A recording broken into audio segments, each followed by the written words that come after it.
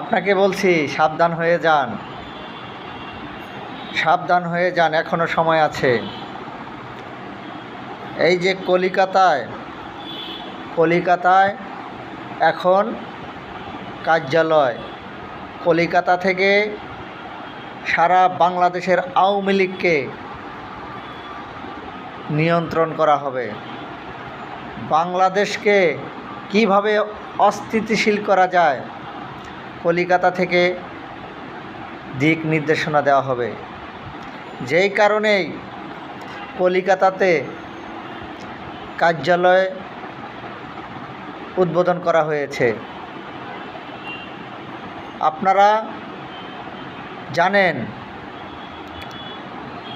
পিনাকি, কনক সরোয়ার, ইলিয়াস হোসেন তারা যদি দেশের বাইরে থেকে নিয়ন্ত্রণ করতে পারে ছাত্র জনতাকে, শেখ হাসিনা আওয়ামী লীগ কেন পারবে না?